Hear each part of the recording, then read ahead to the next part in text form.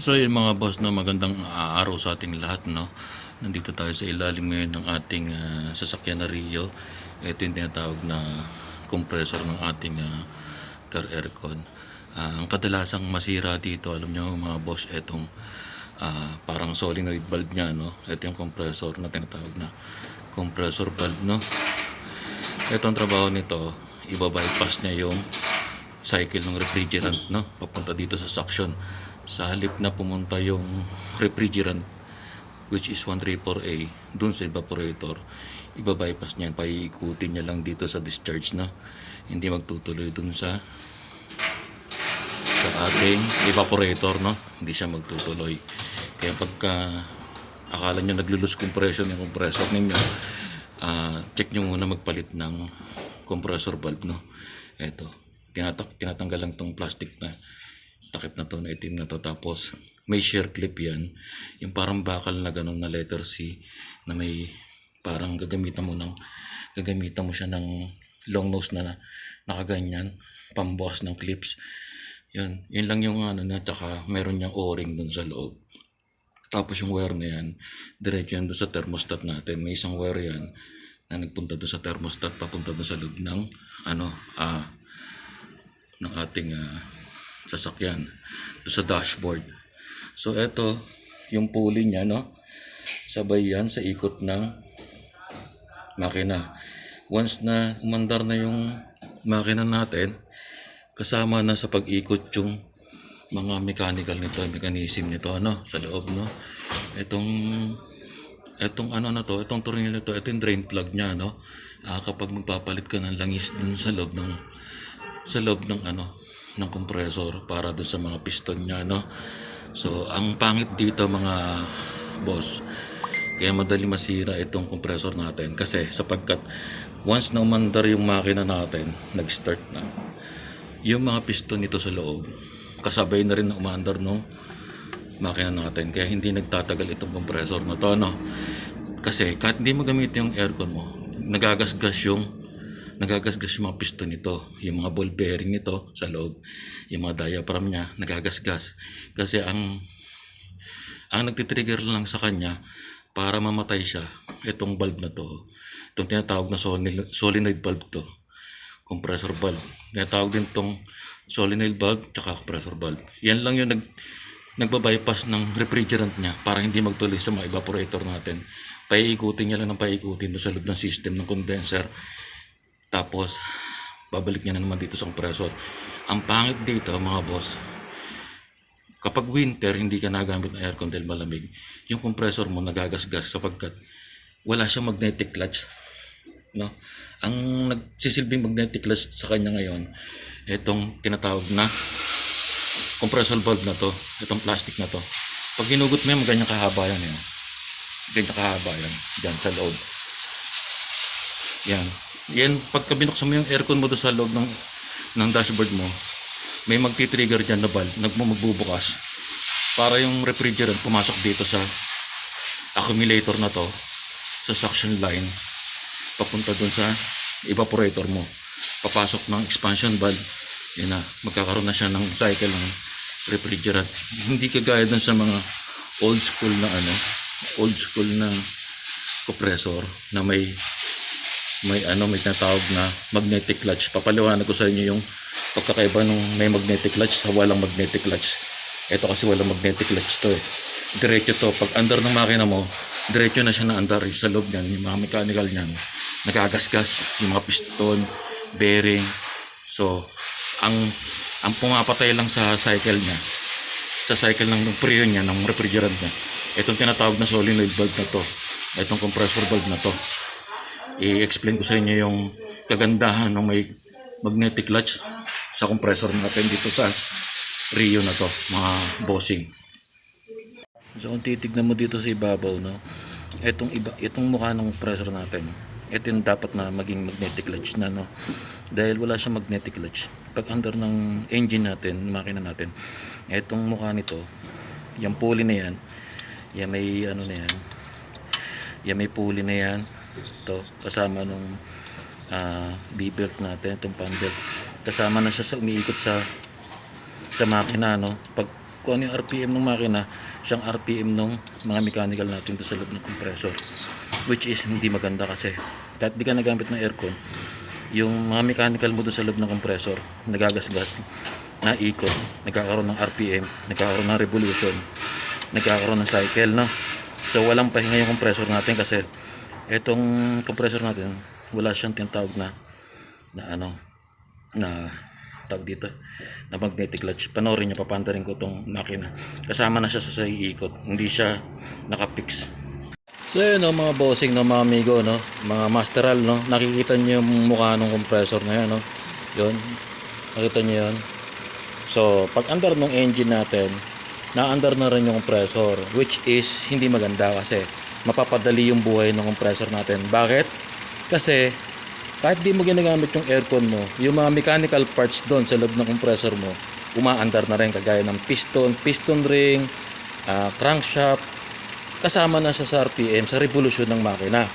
So ang nagko-control lang sa kanya, para lumamig at mamatay yung aircon mo, yung tinuro ko sa inyong compressor valve, which is the solenoid valve, yung nasa likod ng compressor. So sa makatwid, kapag yun ang nasira, akala nyo yung compressor nyo loose compression na. So bago kayo magpalit ng compressor, testingin nyo muna yung magpalit ng solenoid valve. Baka hindi na siya nag-open, defective na siya.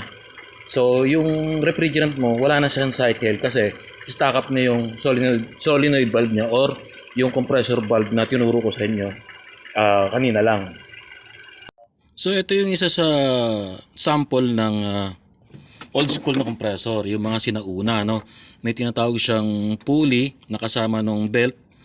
Tapos sa loob ng pulley na yan may magnetic clutch. Yun yung magpo-produce ng magnet para itong mukha na to, itong clutch na to, kumapit dun sa pulley at sumabay sa ikot ng makina. So hanggat hindi mo ginagamit yung aircon, yung mga mechanical parts nito hindi gumagana sapagkat itong magnetic clutch na to, itong harapan na to, pagka hindi mo pinandar yung aircon, nakatigil lang siya, no, kasi itong mukha na to, ang kadugtong na niya yung crankshaft niya sa loob ng compressor na to, meron yan shafting, no. Ang kadugtong nito yung shafting na ng compressor, which is nandun na lahat yung mechanical parts na kagaya ng piston rod, yan, magkakatugtong na yan, magkakasama na yan dyan. So sa makatwid, hanggat di mo ginagamit yung aircon mo, nakatigil lang siya. Panoorin nyo, papandarin ko yung compressor, nakatigil lang siya, pero di natin gagamitin yung aircon. So yun, nakita nyo mga master, no, mga bossing, no, mga giliw, no, amazing, no, fantastic, no. So nakita nyo, nagana yung makina natin, yung engine natin, pero yung compressor natin nakatigil siya, oh, yan, oh, hindi siya sumasabay sa ikot ng pulley bearing niya kasi hindi pa natin ginagamit yung aircon. So yung magnetic clutch niya hindi pa naka-engage. Pag binuhay mo yung aircon doon sa loob ng dashboard, sa loob ng sasakyan mo, didikit yan, sasama yan doon sa ikot nung itong makina nga, yung may belt na yan ang tinatawag na pulley bearing. So testingin natin, no.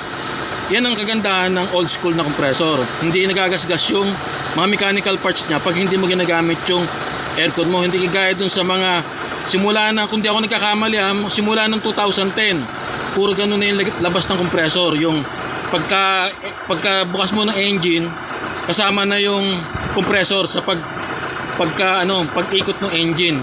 Wala na siyang patayan. Kumbaga, ang pumapatay na lang sa compressor mo, yung solenoid valve, yung compressor valve na tinuro ko sa inyo kanina lang, no. So subukan natin, no, paandarin natin aircon, makita nyo kasama na yan sa ikot, didikit yan kasi magpo-produce yan ng magnet, which is the magnetic clutch. So yung mga master, binuhay ko na yung aircon nya, no, nakita nyo yung mukha nya, oh. Nagdidikit na siya, nag-engage siya, no. Yan, no, yan ang sinasabi ko sa inyo, yung magnetic clutch na yan. Once na binuhay mo yung compressor, didikit siya, no. Ayan, no. Yan, nakita mo yan, didikit yan. Sasama sa RPM ng engine. So sa makatwid, may pahinga, no, may pahinga yung compressor natin, yung mga mechanical parts niya, may pahinga. Hindi kagaya doon sa compressor ng Rio natin, mga 2010 model kung di ako nagkakamali, puro ganyan na, no? Ang ginawa nila, rekta na. Pag in-engine, pagka mandar na yung engine mo, kasama na yung compressor mo sa pag-andar, which is hindi maganda para sa akin kasi walang pahinga yung compressor natin. Kahit na winter, hindi mo kailangan mag-aircon, nagagasgas yung mga mechanical parts ng compressor. So napapadali yung buhay, no, ng compressor. Madali siya masira kasi wala nga siyang pahinga. Tapos syempre business, so bibili ka ng compressor. Yun ang target nila, yun ang purpose nila. Kaya ginawa nila yun para bumili tayo ng compressor. Doon mga bossing, no, sa compressor natin, no, pagka magtatanggal tayo ng sinasabi kong compressor valve, yung solenoid valve, no, may shear clip siya, no, ang tinatawag na shear clip. Ang pantanggal dyan, yung shear clip plier, yung ganung long nose, no. Diyan sa butas na yan, gaganon mo lang, bubukan mo lang yung ganyan, bubukan mo, tapos tatanggalin mo lang siya. Bago kayo bumili ng compressor, try nyo muna magpalit ng compressor valve, baka defective na yung kaya walang bomba yung compressor nyo, no. Sa mga old school compressor natin, no, may tinatawag tayong pulley bearing, no. Sa loob ng pulley bearing na yan, may tinatawag na magnetic clutch. Yung magnetic clutch na yan, may winding yan sa loob, no. Yung winding na yan, yung tinatawag na winding, yung ginagamit na alambre pang rewind ng mga motor natin, ganun din siya, no. May winding yan sa loob. Yung isang wire na lumabas pagkatapos ng winding, yun yung naka-body ground sa mga sasakyan natin, no? Tapos yung isang winding na lumabas papunta doon sa switch natin sa thermostat, doon sa loob ng kotse natin sa dashboard, no? Tapos yung gitna niyan, crankshaft na siya, no? Kapag nag-engage yung magnet mo, yung magnetic clutch mo, nagkaroon ng magnetism, kakapit yung magnetic clutch doon sa pulley sa andar ng makina, magkakaroon na siya ng RPM, yung compressor mo magkakaroon na siya ng RPM, magkakaroon na rin siya ng bomba, magkakaroon na rin siya ng tinatawag na refrigeration cycle, na yung suction, yung discharge niya, magkakaroon na ng bomba at higop papunta dun sa evaporator mo, dadaan ng expansion valve, babalik sa condenser, higupin ng compressor ulit at magkakaroon ng fault ulit na refrigeration cycle, no? Yun yung old school na compressor, no? So yun, no, mga bossing, no, mga amo, no, mga gilaw, no, mga amazing, no, at bago tayo magpalit ng ating compressor sa ating sasakyan, no, lalo na kung di ako nagkakamali, mga 2010 model, no, puro ganun na yung compressor nila, no, yung pinapadali na yung buhay ng compressor para syempre business nga naman, no. So magtataka ka, no, pagka kinabitan ng gauge manifold yung sasakyan mo, bakit walang bomba, no. So, syempre, ang purpose niya, yung technician, minsan, syempre, hindi ko naman nila lahat, hindi magsasabi ng totoo. Sasabihin niya, sira na yung compressor. So, ikaw maniniwala ka dahil wala ka namang alam sa technical, wala kang skilled. So, ang tendency nun, bibili ka na ng compressor, maniniwala ka sa kanya, no? So, ang advice ko lang sa inyo, no, yung pinakita ko sa inyo kanina, mga bossing, mga ka-amazing, subukan muna natin magpalit ng compressor valve, no, yung tinatawag na solenoid valve, no. Baka magkaroon siya ng bomba, no. Akala lang natin naglo-lose compression siya, yung pala yung compressor valve lang pala ang sira, no. So paalam sa inyo mga bossing, no, mga giliw, no, at hanggang sa muli nating pagkikita at ingat kayo sa pagmamaneho, no, sa araw-araw, no. So amazing, beautiful, fantastic, husay, maalam, goodbye.